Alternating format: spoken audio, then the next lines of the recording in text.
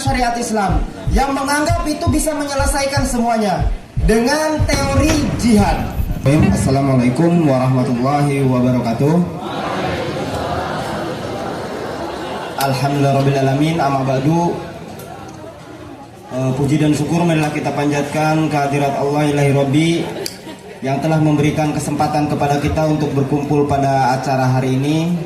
Salawat beserta salam marilah kita junjungkan kepada Habibina wa Syafi'ina wa Maulana Muhammad sallallahu alaihi wasallam.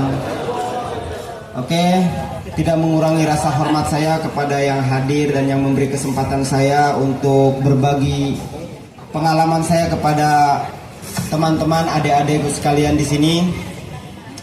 Saya akan menceritakan sesuatu apa yang pernah berlaku kepada diri saya sehingga saya bisa dijadikan satu pengajaran untuk adik-adik. Mungkin ini adalah satu pengalaman saya yang sangat berharga, yang mana saya pernah mengalami sesuatu yang sangat sulit bagi saya, baik di medan peperangan ataupun di masa kebebasan saya. Awal daripada permulaan kenapa saya bisa menjadi seorang yang dikatakan saya ini teroris, itu mudah sekali karena saya mengenalnya itu dari YouTube. Setelah saya mengenal satu media YouTube, kita mulai berbagi informasi dengan orang-orang yang ada di luar sana, sehingga saya bisa berangkat ke Filipina, ke Malaysia, ke Thailand, ke Dubai, bahkan ke Turki, masuk ke Suriah. Pengalaman saya pernah perang di Filipina dan juga saya pernah perang di Suriah, dan saya sudah pulang kembali ke negara Republik Indonesia. Dan saya pernah mengalami masa-masa sulit juga di dalam penjara. Saya pernah ditahan di Turki selama 3 bulan. Dan saya juga pernah di penjara di Malaysia selama 8 tahun. Dan kemudian saya ditahan di Indonesia selama 9 bulan. Nah, kenapa ini bisa berlaku? Saya tidak mau pengalaman saya ini diikuti oleh adik-adikku sekalian. Karena apa? Awalnya daripada kita rasa semangat yang tinggi, merasa benar sendiri, tidak mau mendengar pendapat orang lain. Itu awalnya. Saya hanya melihat satu video YouTube, yang mana video YouTube itu peperangan di Yaman. Ketika saya perdalam daripada isi daripada kandungan peperangan itu, tujuannya untuk apa? Ternyata mereka ingin membentuk suatu negara yang ditatan oleh syariat Islam. Dari situ saya mempelajari dan mendalami sehingga saya banyak membaca buku-buku dan membenarkan buku itu tanpa mendengar pendapat daripada orang lain. Setiap orang lain yang menentang daripada buku itu semuanya salah, dan sayalah yang benar. Dengan ideologi itu, saya ingin terkeluar daripada negara Republik Indonesia. Tujuan saya berangkat ke Suriah adalah awal permulaan saya berjuang untuk menegakkan syariat Islam yang mendirikan satu negara, memerangi seluruhnya yang menentangnya, termasuk negara Republik Indonesia. Ini adalah satu pengalaman yang sangat bertentangan sekali, karena kita mudah mengkafirkan orang, kita mudah membid'ahkan orang, dan termasuk orang tua saya sendiri saya kafirkan. Jangan sampai berlaku kepada adik-adikku sekalian. Dari pengalaman saya yang sudah saya alami ini. Kenapa bisa berlaku seperti itu? Karena kita menganggap apa yang kita lihat, apa yang kita alami itu sangat memberikan suatu pengajaran kepada kita yang kita dalami sendiri, kita kemas sendiri, sehingga kita kasih kesimpulan sendiri. Awalnya contoh sedikit. Saya benci dengan satu negara Republik Indonesia yang mana negara ini banyak orang yang korup, banyak orang yang zalim. Tapi ternyata kalau kita bantai dengan peperangan itu madorotnya lebih banyak daripada maslahatnya. Karena peperangan itu adalah satu kekacauan yang sangat dahsyat sekali. Banyak orang yang mengorbankan harta, darah, bahkan menghilangkan nyawa. Itu madorotnya lebih banyak daripada maslahatnya.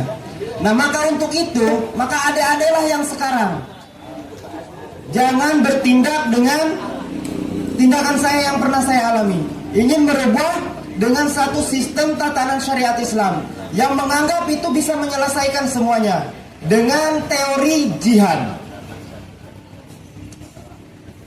Tidak seperti itu. Negara Republik Indonesia ini, saya menganggap pada masa itu semua yang ada di negara Republik Indonesia ini yang terlibat sebagai penegak hukumnya dan semua yang ada di dalamnya untuk menegakkan satu negara ini semuanya adalah musuh bagi saya. Karena kenapa? Karena tujuan saya itu untuk menyelesaikan segala kezaliman di negara Republik Indonesia ini dengan mendirikan satu sistem tatanan syariat Islam. Semuanya dikafirkan. Apakah Islam hal yang seperti itu? Nah, berarti adik-adik sudah memahami hal yang seperti itu. Karena waktu saya tidak banyak, saya hanya memperkenalkan siapa diri saya. Saya akan memperlihatkan video pengalaman saya yang pernah ada di Suriah.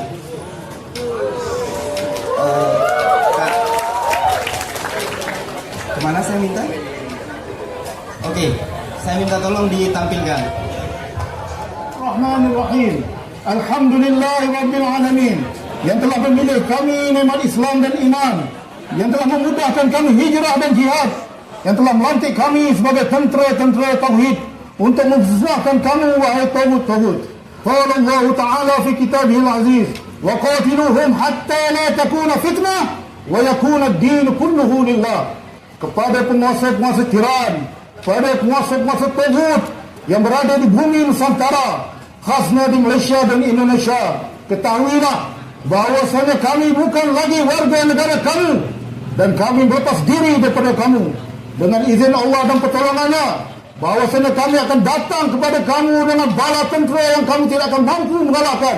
Ini adalah janji Allah kepada kami. Sekarang adalah putaran Islam. Sekarang Islam akan berada di atas dan kamu akan hinjak ke bawah. Dengan ini kami akan membakar pasport-pasport ini sebagai tanda pembebasan diri kami daripada kamu, wahai pemimpin-pemimpin tauhid, wahai kerajaan-kerajaan tauhid. Bismillah.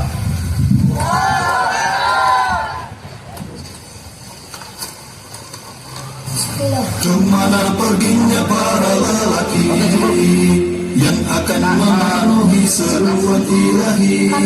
Di mana jiwa para pemuda berani menjual diri untuk... Oke, itu video itu menandakan bahwa saya sudah tidak mau lagi dipimpin oleh sistem tatanan syariat selain daripada sistem syariat Islam, yang mana menghalalkan darah yang menentang kami. Nah, oke, untuk itu, dan saya akan menampilkan apa tujuan saya sehingga saya bisa membunuh orang Muslim itu sendiri. Mungkin saya akan tampilkan daripada video saya ketika penangkapan saya berada di Malaysia pada masa itu. Saya minta tolong Kak ditampilkan. Oke.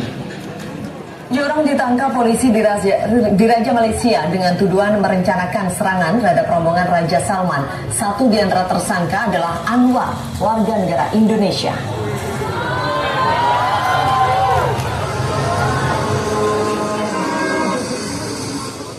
Akhir Februari lalu, Raja Salman bertandang ke Malaysia sebelum ke Indonesia. Seluruh rangkaian acara Raja Arab Saudi dan rombongan besarnya itu berlangsung lancar dan tanpa gangguan, hingga sang raja meneruskan perjalanan ke Indonesia. Di balik kunjungan yang berlangsung Oke, itu hanya sekedar perkenalan saja karena waktu saya cuma sebentar di sini. Itu video saya ketika saya waktu itu ditangkap di Malaysia, yang mana tujuan saya datang ke Malaysia misinya adalah untuk membunuh Raja Salman Saudi yang akan berkunjung ke Indonesia, sehingga mereka berkunjung beserta keluarganya hanya tinggal nama pada masa itu.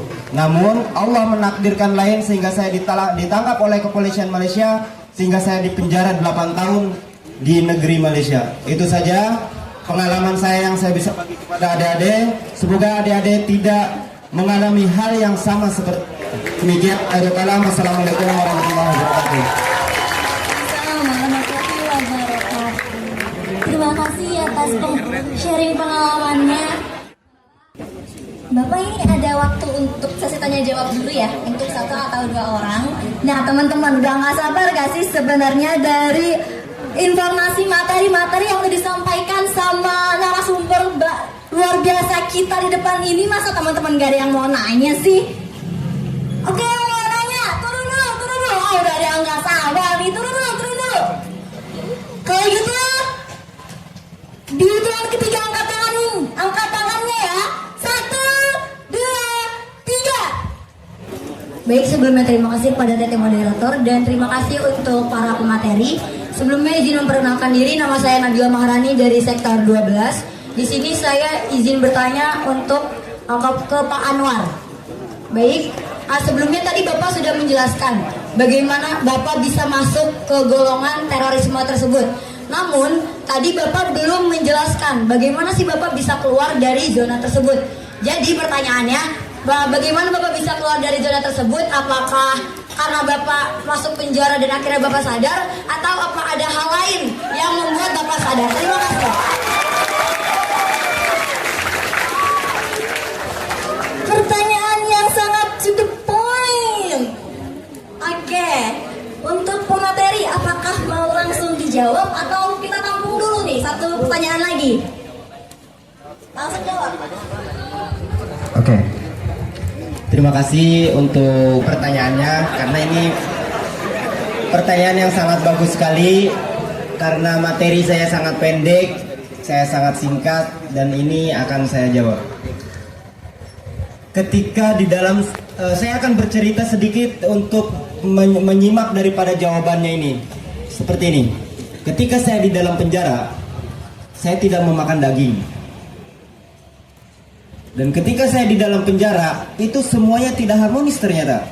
Saya dengan teman-teman saya bentrok. Kenapa bentroknya? Saya tidak suka kenapa mamah dan ayah saya itu, keluarga saya itu dikafirkan sama mereka. Kalau seperti itu, saya ini anak jinah, anak haram.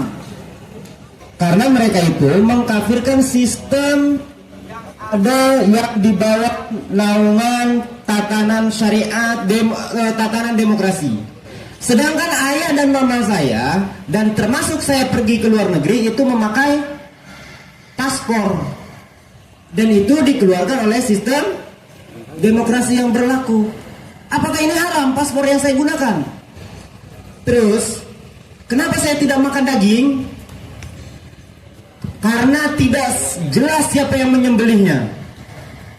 Tidak jelas siapa yang menyembelihnya. Yang harusnya disembelihnya itu orang-orang mukmin, sedangkan ini tidak tahu siapa yang menyembelihnya.